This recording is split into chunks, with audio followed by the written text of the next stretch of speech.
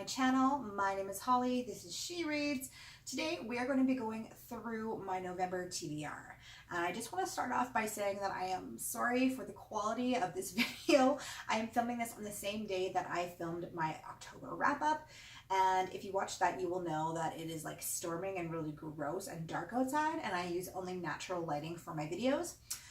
So I had to add some light, and it's not great. I know that, but today was the only day that I had to film these videos, so kind of had to suck it up and do what I had to do. So I apologize for that. I'm going to try to edit it and make it a little bit better than it is, but we will see how it actually turns out. So I am definitely still in a Halloween hangover, and I am just only wanting to read creepy things right now. So I have a list of 4 things on my TBR, my physical reads. If you're new to my channel and you don't know, like typically with my audiobooks, I just go through what my library has available at that time, and I just pick them as I read them. So I don't really have any audiobook picks for my November TBR. I just kind of like go through at the time and, you know, read what I feel like reading. But I am going to go through my physical reads and what I'm hoping to get through this month. So the first book that I wanted to finish in the month of November is Sanctum by Madeline Roux. This is the sequel to Asylum, which was the first in this series that I read last month. And this one is the second book in the series. So I'm just going to read you the synopsis of it. And so this one says, the past is back to haunt them. Dan, Abby, and Jordan remain traumatized by the summer they shared in the Brookline Asylum. But someone is determined to keep the terror alive, sending the teens photos of an old-timey carnival.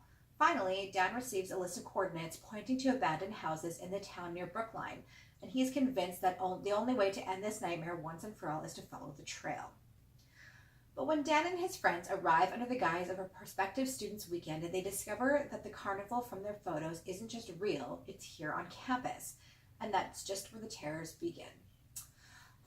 That one sounds good. I mean, a creepy carnival, that's always sounds promising. But I thought the last one sounded promising too, so the last one I only ended up rating about a 2.5, and the only reason I'm continuing on with the series is because I bought them all off of Book Outlet, and I feel like I have to read them now. But this one is, like, it's a YA book, but they're written geared way towards the younger side of YA. So it was just like kind of an immature read, so I'm hoping that they get a little bit better as they go, and I was really able to figure out exactly what was happening in the last one. So hopefully this one holds a little bit more mystery and will keep me guessing a little bit more. The next book that I want to read is Give Me the Child by Mel McGrath. So this one follows a mother that really wants a second child, but she had a very, very difficult pregnancy with her first. And so she ends up meeting this other child and ends up adopting her into their family. But soon she starts to realize that this child is not what she seems. And she starts to wonder whether or not she's let something evil enter her home and whether her own physical child is at risk now. Stories like this are always super creepy, and this one's been getting rave reviews, so I'm definitely looking forward to reading this one. I think it'll be pretty creepy.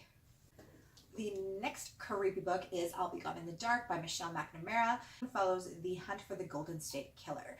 So this was released right before they actually caught the Golden State Killer. So I'm very, very interested to find out her research on this. This book has been getting rave reviews. Unfortunately, it was not completed before the author passed away. Her husband ended up finishing the book for her, I believe, with the help of an actual ghostwriter. So yeah, I am really looking forward to this one. I've heard nothing but good things about it. There's lots of like actual notes like from the case. There's like stuff from the case files in there, and this is said to like have been this woman's obsession. Like she was absolutely obsessed with finding this killer and figuring out who this was. So it's too bad that she passed away before they actually found him, but I definitely am looking forward to this one. I think it's gonna be very spooky, and I'm a little bit nervous to read it because my boyfriend works away a lot, and so I know this is going to be one that I'm reading, and then I'm going to be like up at night wanting to sleep and like checking my windows and doors every 5 minutes. And the last book that I will definitely be getting through this month is Mitch Albom's The Next Person You Meet in Heaven. And if you are new to my channel, then you might not know that Mitch Albom is my favorite author. I typically read mostly only horror and thriller. except for Mitch Albom. He is my favorite author, and I absolutely love everything he's ever written. And my favorite book in the entire world is the first book in this duology, which is The Five People You Meet in Heaven. And this is the long-awaited sequel that was just released last month. And it's been killing me not to read this. I've been like doing so much other reading for Spookathon and like Halloween type reads that I kind of put this on the back burner. But this month, this is getting read for sure. So the synopsis of this one says, in Mitch Albom's beloved #1 bestseller, The Five People You Meet in Heaven, Eddie, a war veteran turned amusement park mechanic, dies saving a young girl named Annie from a tragic accident. Although he felt his life was meaningless on Earth, Eddie learns from 5 people in heaven how much his and every life matters. In this long-awaited sequel, Annie is whisked into her own heavenly journey after her wedding day, and into an inevitable reunion with Eddie, one of 5 people who will show her how her earthly life touched others in ways she could not have fathomed. The next person you meet in heaven reminds us once again that all endings are beginnings, even if we don't know it at the time. I already love it. Like, I haven't even read it yet, and I know that I'm gonna love it. Well, you guys, those are the 4 physical reads that I'm hoping to get through this month. Like I said, my audiobooks will vary. We'll see at the end of the month what I ended up choosing and how many I ended up getting through. But it is starting to get a lot colder here, and I imagine snow is going to be not too far away. I'm in Canada. It's already snowed and melted a couple of times.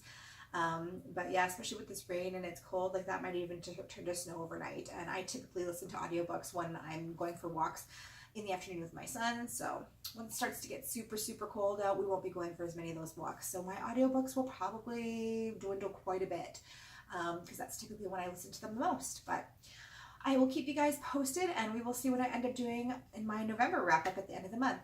I hope you guys are having an awesome day. Let me know in the comments down below what you are reading this month and if you have chosen any of the same books that I have. Have a great day.